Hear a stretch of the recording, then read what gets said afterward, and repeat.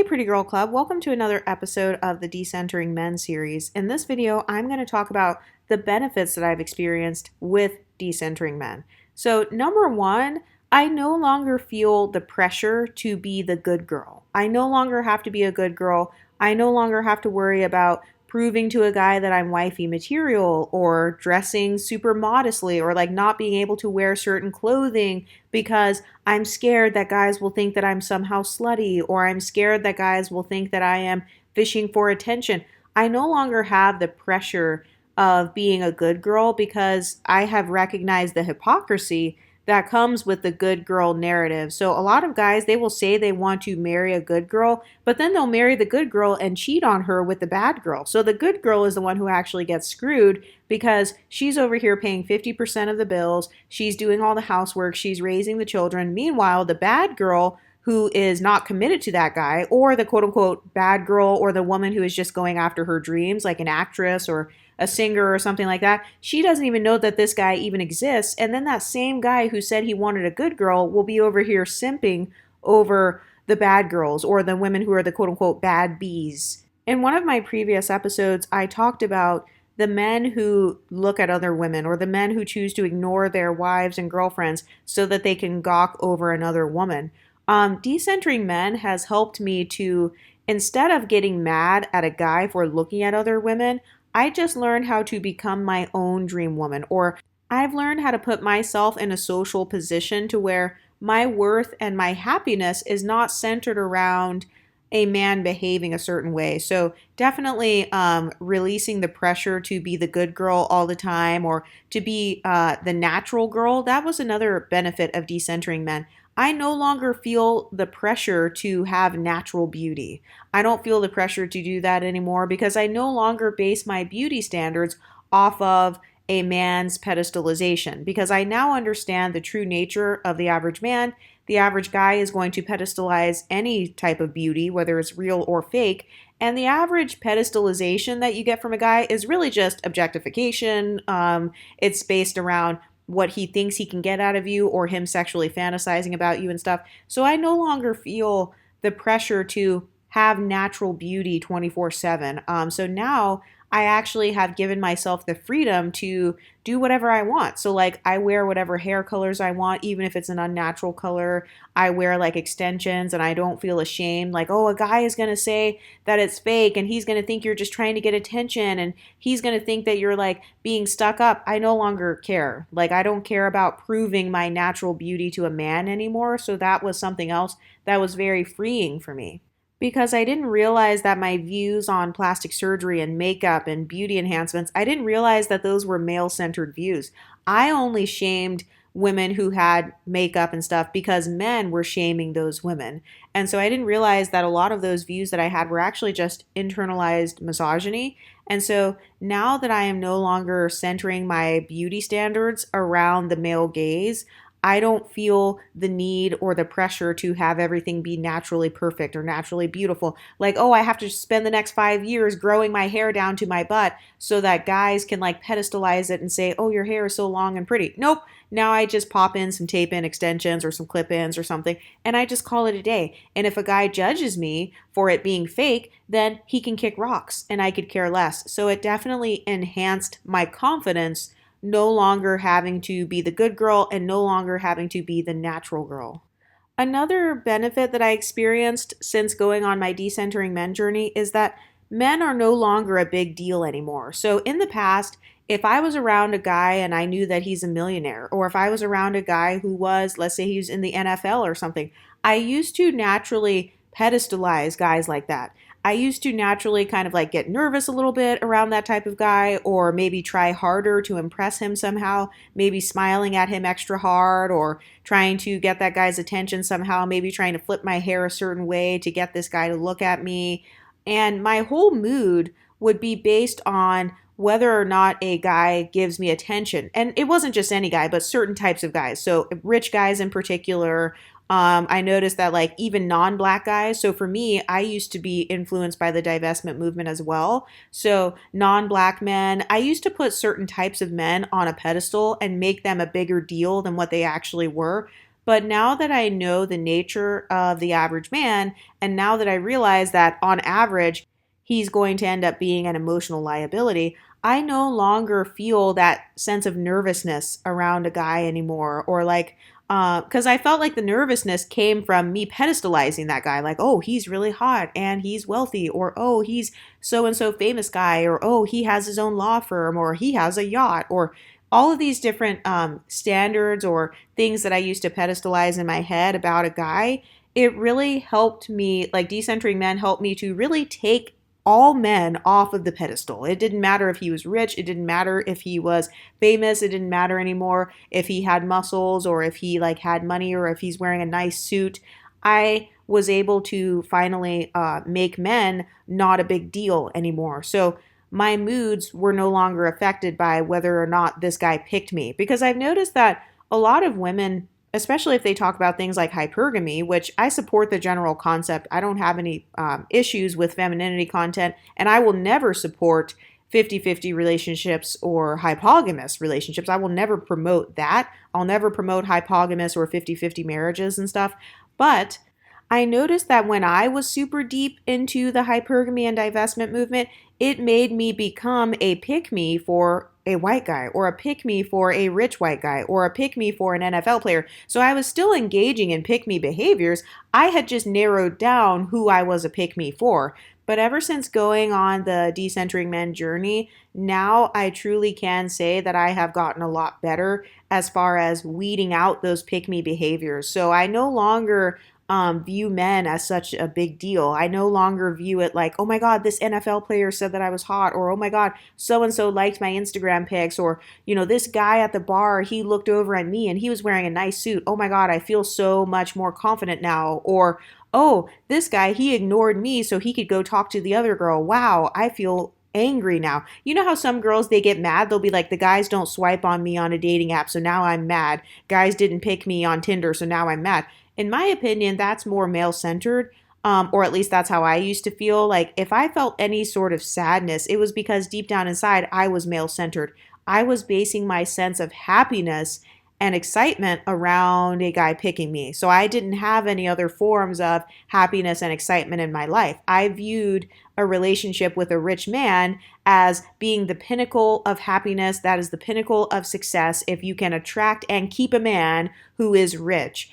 And so now that I have gone on my decentering men journey, I am no longer enticed by that. So I personally, I would never end up with a guy like Diddy or something like that, or a guy like how Jay-Z is or something, because I no longer pedestalize wealth and status of a man. So decentering men, it helped me to level the playing field with all men and to just not make any of them a big deal. I don't care if he's a trillionaire. If he cheats on me, I'm gone. I don't care if he's a gazillionaire. If he abuses me or treats me disrespectfully, I'm gone.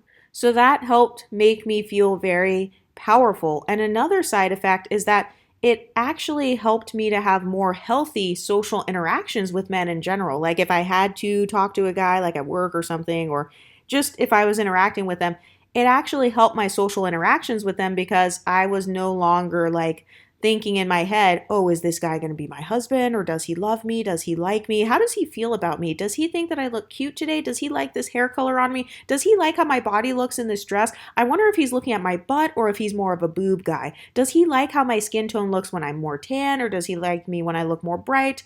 I no longer have any of those thoughts anymore. So all of those thoughts that used to clutter my mind about what he likes and if he likes me or not, and is he going to text me or is he going to text me first? Is he going to say good morning? And playing all of these emotional manipulation games like, oh, he didn't text me first yesterday, so now I'm not going to text him first today. I no longer have all of that clutter in my mind. And so it actually helped me to improve my social interactions with men to where if something happens to where, let's say he doesn't text me or doesn't show interest, I just block and move on. Or let's say I've noticed that the nature of most men is a lot of them tend to emotionally drain me. I just stopped having guy friends. Problem solved. You can just be my acquaintance. I'll say hi and bye when I'm at work, or whenever I happen to see you. If you're my next door neighbor or something, okay, I'll say hi and bye. But then I just no longer invest more than what I'm receiving. And so it improved my social interactions with men. My social interactions with them were no longer emotionally draining because I didn't give men any emotional weight. I didn't give them weight in my mind anymore. I didn't give them say or like weight when it came to my thoughts about myself. I didn't get triggered anymore by them because they weren't important enough to trigger me anymore. So it greatly increased my level of peace. I've noticed that a lot of women who get super angry at men, and the same thing with men who get super angry at women, that's because they were centering their whole lives around the opposite sex, and they felt like, hey, I've been working my whole life so that I could have this type of relationship. Why don't I have it? And then they get mad because they feel like I'm supposed to have a man, or I'm supposed to have a woman. I'm supposed to have XYZ relationship. You need to do your part and fulfill my fantasy. I no longer had any entitlement or anything like that once I went on my decentering men journey, because I recognized the true nature of the average man, and it's just not aligned with what I want for myself. Like, the average guy doesn't even go to therapy. The average guy doesn't even care about his mental health.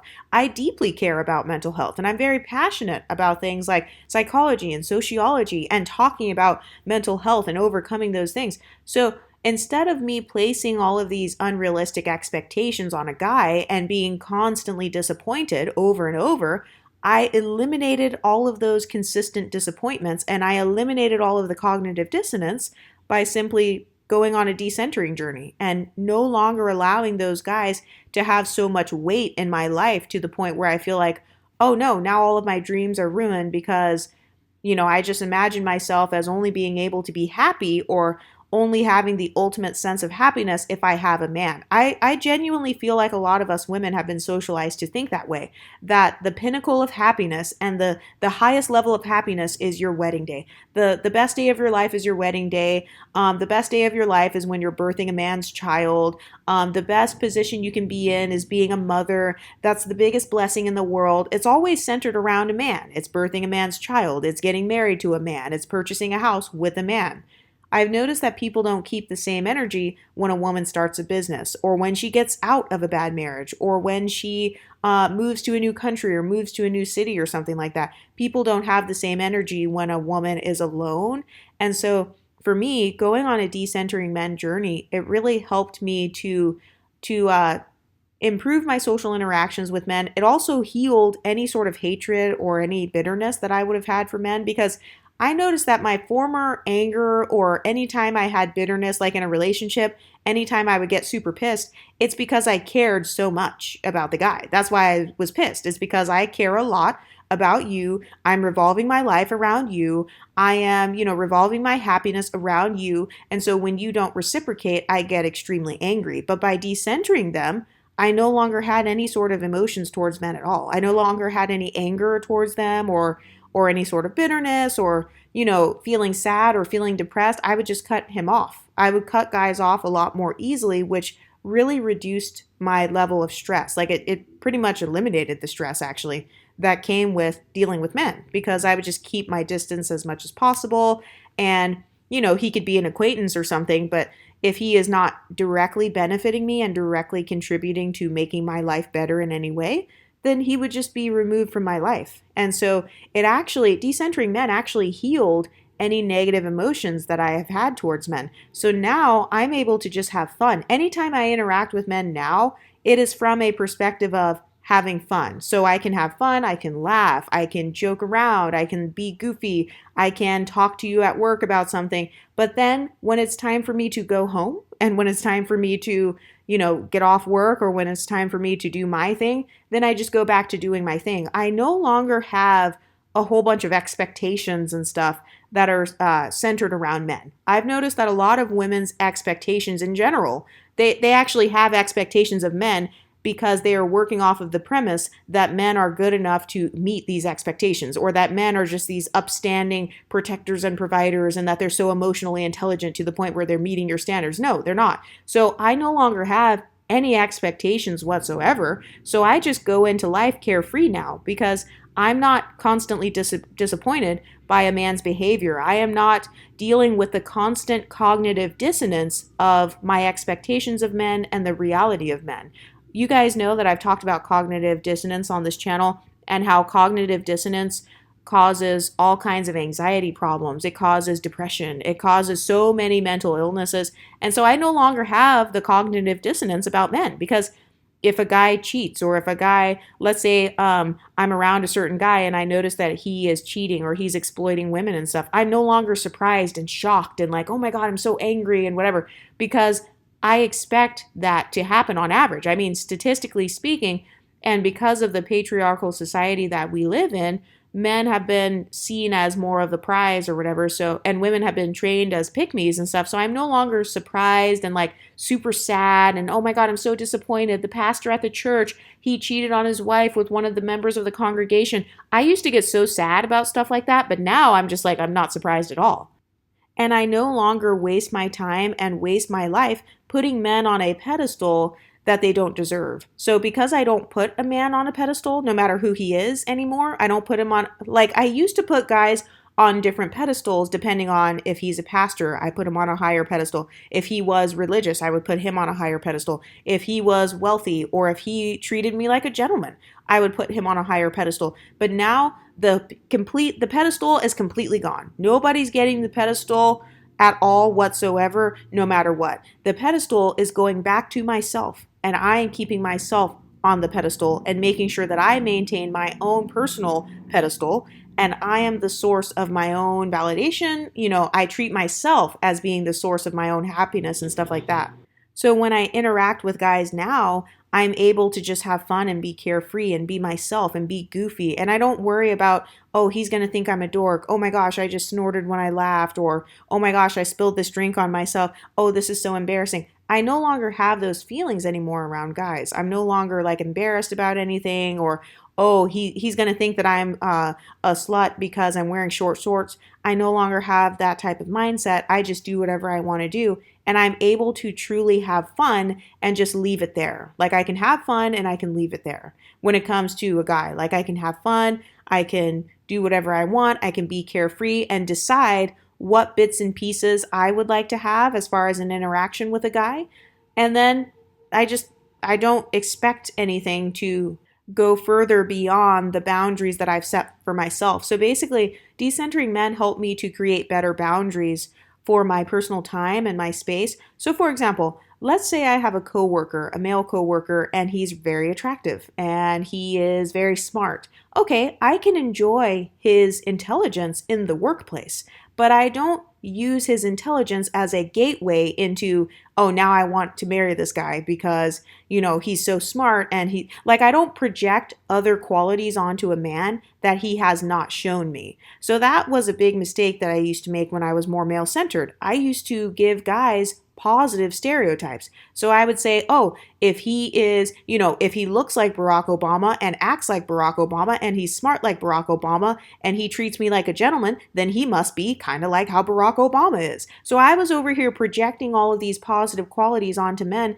And it's like, you don't even know who that guy is behind closed doors. You don't know the thoughts that he's thinking in his head.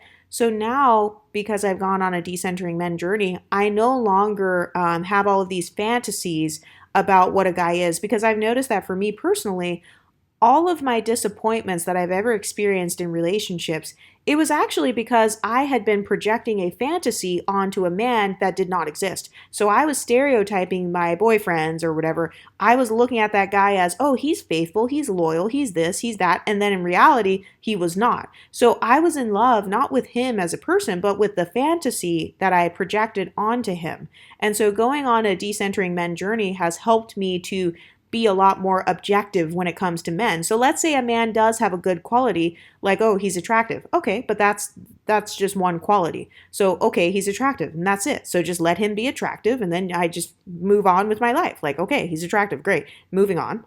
I no longer give guys the halo effect. So in psychology, the halo effect is like if a person has one good quality, like let's say they're attractive, you subconsciously begin to associate other positive qualities with them. So I no longer do that to men. Like just because a guy is rich, that doesn't mean he's smart. That was another thing that I used to do was I would stereotype wealthy guys as automatically being smart, and then I would end up being around guys who had money and they were horrible with money and would lose money, or maybe they only got, like maybe they inherited their money and then they squandered the inheritance or something, or maybe they like got some money, somebody helped them start a business or someone gave them a business or something, and then they squandered it. So I had been stereotyping guys in a positive way because I was more male centered. And so I was taught that, like in Christianity, I was taught that men are the leaders, that men are the ones that God has appointed to be the head of the household, and men are the ones that I'm supposed to submit to, and men are like the pastors, and they are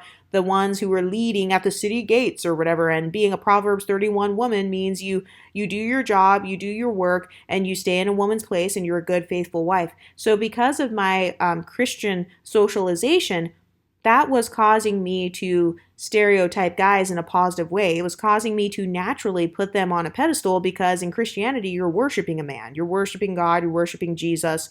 And so there is no feminine deity that you're worshiping. So even my religious background was also male centered. But once I decentered men, a part of my decentering journey was I also decentered the male religion that I was raised with. And I decentered worshiping men and praying to men and, doing all of that. And that also really helped me tremendously because I no longer had an association in my mind of a God with a man. Like there was not that subconscious association of male and a deity. So I don't consider myself religious anymore.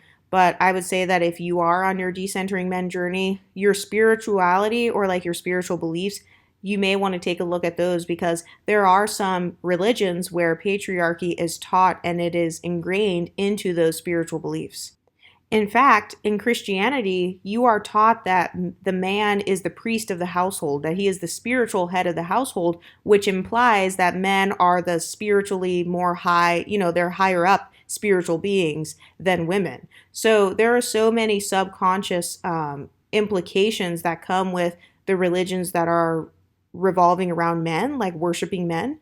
Another positive thing that happened once I went on my decentering men journey was I realized that men and the male gaze is very abundant and never ending. There's no such thing as no man wants me. Like I genuinely believe that because with the types of men that I've witnessed men where they will sleep with someone fat, someone quote unquote ugly, a baby mama, someone with tattoos on their face, somebody with like a good wig, a bad wig, a hard wig, a soft wig. It doesn't matter. So the male gaze will always be there. So that actually caused me to stop valuing it so much and to stop pedestalizing the male gaze so much. I feel like as women, we are trained to pedestalize the male gaze as the prize. So for example, your beauty is based on how many men want to fuck you, how many men think you're beautiful. That's what your beauty is based on. Oh, well, no, she's just a 5 because only 5 out of 10 men would think she's cute. Oh, she's just a 4 because only 4 out of 10 men would think she's cute.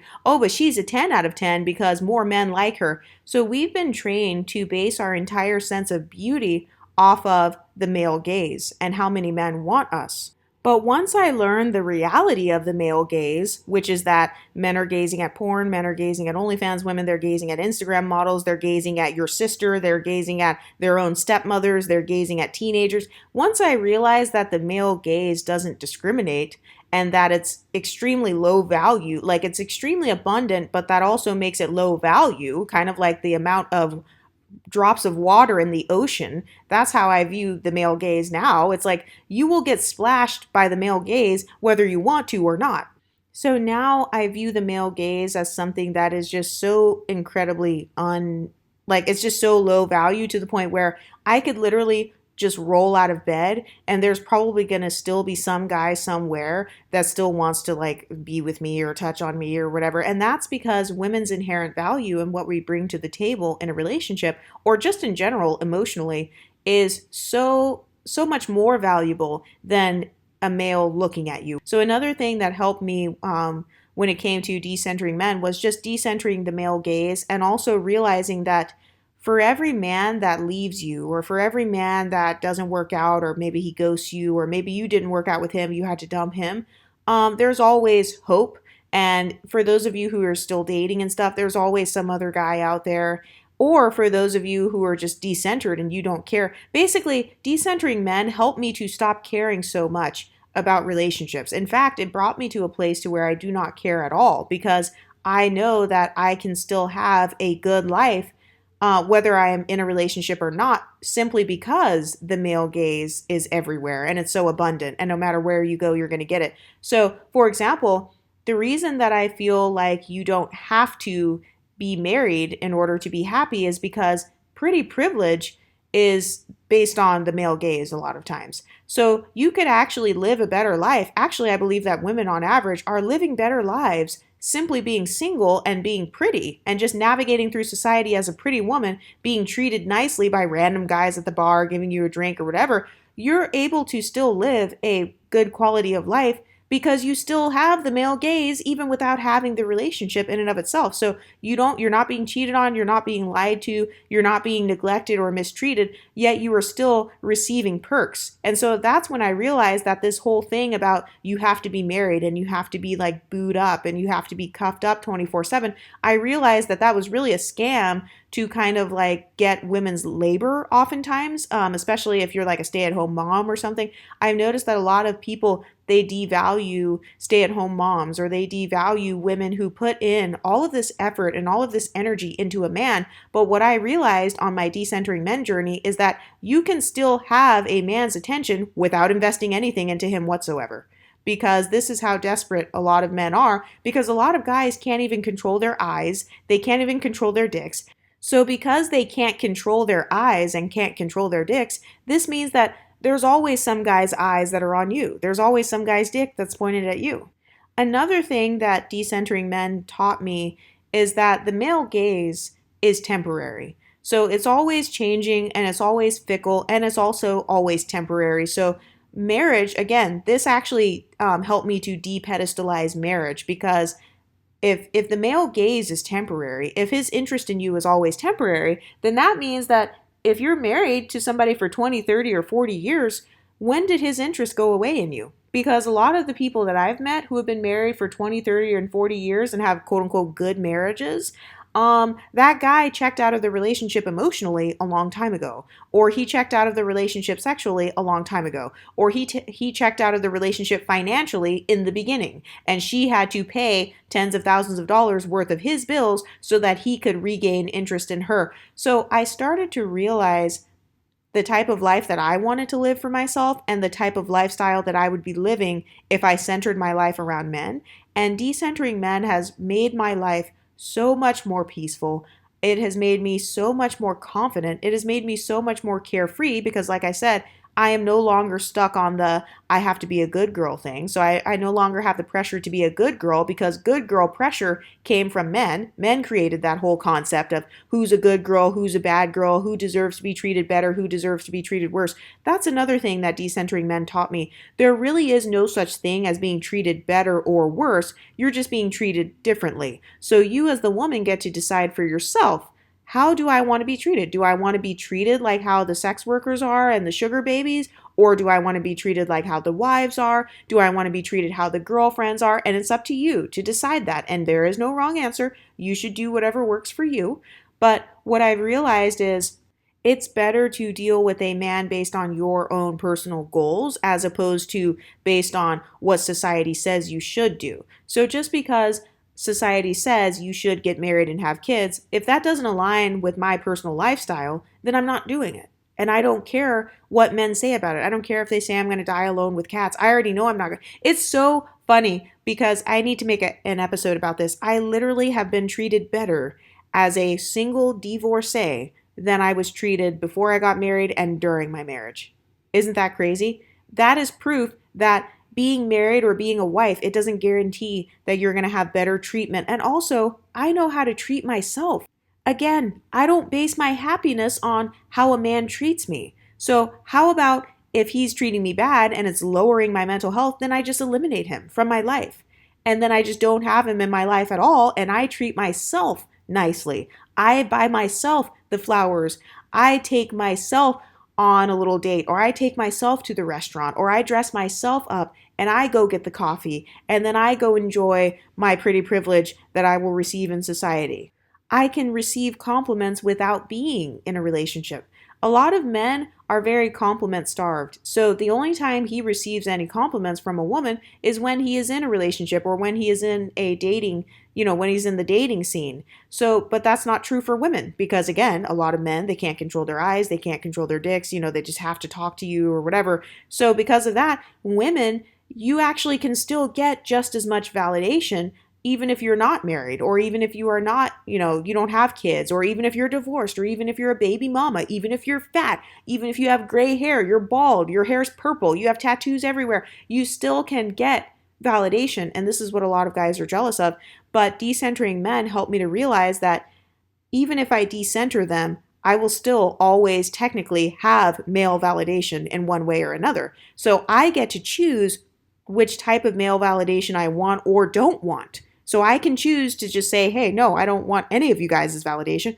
Or for the women who maybe you do still want marriage and all that, you get to choose, okay, what type of validation do I want? His validation, I don't like his type of validation that he's giving me. He doesn't even text me good morning and good night. So no, I don't want him. He's not good enough. The whole decentering men thing for me, it was about maintaining my own sense of self-esteem and also having standards for myself and then being okay with if there's no man that exists that meets my standards, that's okay. I'll just decenter them altogether and we'll never get married then. I just won't get married. I'll just have my fun, whatever that means for me at the time, and then I will continue on with my life. Another benefit of decentering men for me was that it gave me more time to focus on myself. So in the past, my thoughts would always be consumed with a man. So like, let's say I'm texting a guy or we're in the talking stage, I would be thinking, even when we're not texting, I would be thinking about him. I'd be thinking like, oh, I wonder what Tyrone's doing right now. I wonder what Tyrone is working on at work right now. Oh, wow, I saw him in the office today. He was wearing a nice flannel shirt and some khaki pants. I wonder how big his biceps are. Is he going to text me tomorrow? So all of my thoughts were revolving around that guy even when he wasn't even around. So I was wasting my mental energy and wasting my intelligence on thinking about a guy or trying to gain intelligence on him. So that's another thing that helped me. Like when I decentered men, I began to find a better use for my intelligence. So instead of trying to get intel on Tyrone and, oh, he's cheating and, oh, he's talking to so and so other girl and what is it about her? Why does he like her? And, oh, he's still talking to his baby mama. No, instead of wasting my intelligence trying to spy on a guy or trying to like conspire on how I can impress him or trying to conspire on how I can find some rich guy who will pick me, I decided to spend my intelligence on, hey, what are my actual passions? Like without a guy, if men didn't exist, what would I be doing? If men did not exist on this earth, what would I be spending my time doing? Because I certainly wouldn't be spending my time thinking about guys if guys didn't exist. So I began to live my life as if men didn't exist in my life. And and that actually benefited me because I was able to spend way more time on my physical health. So at this point, I now have a whole routine for like, okay, I eat this many raw vegetables and this many raw fruits during the week. I was able to spend more time building this YouTube channel. You guys heard the stories about how the first 2 years that I was on YouTube was on the back burner. It wasn't until this past September that I put YouTube as my number one like priority. I would not have been able to do that if I was still in a bunch of drama or trying to talk to all these guys or wasting my time with these emotionally unavailable guys or wasting my time in general, even if he is emotionally available. I have learned how to spend my time doing things that will benefit me, doing things that will increase my income, getting my bags on YouTube, getting my exotical tax, getting my body in shape, or looking exactly how I want to look because I do still enjoy pretty privilege. I'm going to be honest, I do still enjoy pretty privilege. And yes, pretty privilege, it comes from women who are not jealous, but it also comes from men as well. So I enjoy getting a free drink or getting a free, whatever. So I got to spend my time deciding which privileges or like what interactions with men am I willing to keep? So, for example, I'm willing to keep the compliments. I don't mind if a guy compliments me, that's fine. I don't mind if a guy wants to give me something for free, great. But as far as me revolving and centering my whole life around him, no, I don't center my life around the guy at the bar who gave me a free drink, but I would be centering my life if I'm moving to a new state for him, or I'm like moving in with him and foregoing my own apartment and I no longer have my own living space and now I'm sharing finances with him, or I have no way to get out because I have no money to leave him. So, decentering men helped me to compartmentalize men in my mind and decide, okay, what are my real priorities? Okay, my priorities are myself, my mental health. Like what I put at the center of my identity is actually my mental health.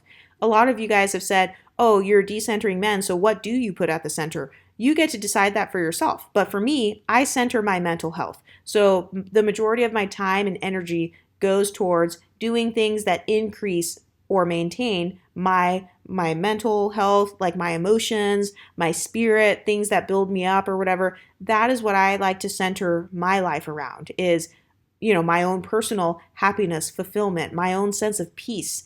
And so decentering men has contributed to me increasing my peace. The less I pay attention to guys, or the less time that I have spent revolving my thoughts around men, the more peaceful I have become in general. Like the more calm I have become. I've noticed that in the past, when I used to have panic attacks and anxiety attacks, anytime I had an anxiety attack, there was a man in my life. So I remember thinking about like, okay, why did I have anxiety attacks? One anxiety attack I can remember was because I was arguing with a certain guy, like I was arguing with my boyfriend at that time, and I started feeling anxious and feeling, unsafe. Another time I can think of is when a guy cheated on me. That also caused me to have an anxiety/panic attack at work, by the way. Another time was when I was having troubles at my job, and that was because I was in a 50-50 relationship. And so I knew that if I lose this job, my boyfriend/husband/whoever I'm going 50-50 with is going to be mad at me. And so that's where the anxiety was coming from, was, oh crap, my man is going to get mad at me now, or he's going to feel angry that he has to pay all of the bills. So I actually began looking back on my most mentally unhealthy times of my life. And I realized that anytime I was the most mentally unhealthy, it had something to do with a man. And so that is actually a part of what inspired me to begin my decentering men journey, because now men they're not important enough. Like I don't center my whole emotional state around a man enough to where he can even trigger an emotional attack like that anymore. Because I just leave the guy. I just block him or dump him or, move on or do whatever I have to do to get rid of whatever the trigger is, which in a lot of cases was men. So that was another benefit of decentering men, was it increased my mental health. I had so much more peace in my life when I didn't have even male friendships. I noticed that even my male friendships caused my anxiety to rise, because I noticed that a lot of men feel entitled to give you their unsolicited opinions or their unsolicited advice. So the male friends in my life, they were literally trying to tell me like, oh no, you should do this type of YouTube video. You should dress like that. Oh no, you should do your hair like this. You should wear such and such type of makeup. And so it caused my anxiety to increase, and it caused my self-doubt to start rising just by having men in my life as friends, or like the amount of emotional energy that I would put into my friendships with men was never reciprocated. Like I remember even in college, there were times where maybe I would help a guy with homework, or I would help him to run for student council. I would help him to kind of build his resume.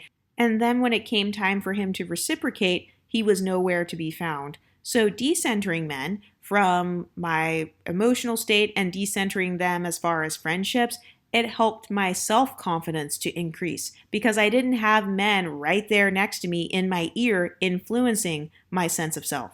Another benefit of decentering men for me is that I value my female friendships a lot more. I value female friends more and my female family members, and I've been able to look back at what some of my female family members have done for me, or what some of my girlfriends have done for me, and I'm able to appreciate it a lot more because when I think about my female friendships versus the guys in my life who were friends, I just got a text today in the group chat where somebody made like some cake and it looked really good. And they're like, hey, if anyone wants me to bring them a piece like at our next hangout, or if anybody wants to hang out this weekend, I baked all of these goodies. I have some cakes, I have like cookies and stuff here. So if anybody wants to hang out and like enjoy some of this stuff, we can. I have never had guy friends. That's not the norm when it comes to having male friends. That's not even the norm with your own husband.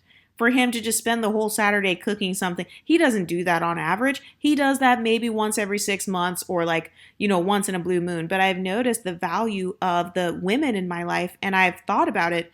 The times where I have needed the most help or the times that have really brought me to higher levels in life have always been from women investing in me, whether it was my mother or my grandmother or my aunts or my sisters or the women professors at my college who had empathy for my situation. They had empathy for the fact that I didn't have a lot of money and that I was missing class so that I could go to work. And they allowed me to redo the assignments versus some of my male professors where they had more of an attitude of, nope, you got to suck it up. So even when I look back at who supported me the most and who healed my emotional wounds the most, who helped heal my emotional traumas the most, it was always women in my life. As far as like even my therapists and stuff, when I have gone to therapy, I have received more from the therapy session when my therapist is a woman because she can relate to me more and stuff like that. So decentering men really helped me to get rid of internalized misogyny, and it helped me to get rid of my internalized misogyny against other women. Another benefit of decentering men is that it took their power away. A man no longer has the power to determine my beauty or to determine whether or not I'm good enough. So when I was younger, I used to be more like male-centered because of my socialization. I feel like a lot of us are socialized to judge our own beauty based on what a man thinks, or judge our own bodies, or judge our personalities based on what a guy says about them. So now that I've decentered men, they have lost their power. So if a guy does, this is why I said, if a guy does want to talk about another woman or simp over another woman, he can just be cut off. Just go simp over that woman, because I'm not going to sit here and watch a guy orbit over others when I know that there are guys currently right now orbiting over me. So how about this? You enjoy being an orbiter and I'll go enjoy my orbit. How about them apples? It took away a man's power to triangulate me. So in the past, I've noticed in general, a lot of men, they try to triangulate you with other women. So they'll compare you to other women, or they will say, my ex was so hot, my ex did this, she did that. And they'll try to make it so that you work harder and jump through more emotional hoops to get his attention and to keep his attention. Or they will try to gaslight you and say things like, oh, she can't keep a man, as if it's bad to be single, or as if you not having a boyfriend or not having a husband devalues you somehow. So ever since decentering men, they've lost that power over me. I no longer feel devalued if I am not married. I no longer feel devalued if I don't have kids, or if I'm not birthing a man's child or pursuing being with a man. Because I've noticed a lot of men, they don't know a woman's value, or they actually believe that a woman has no value if she is not either a wife, a mother, or a sex worker.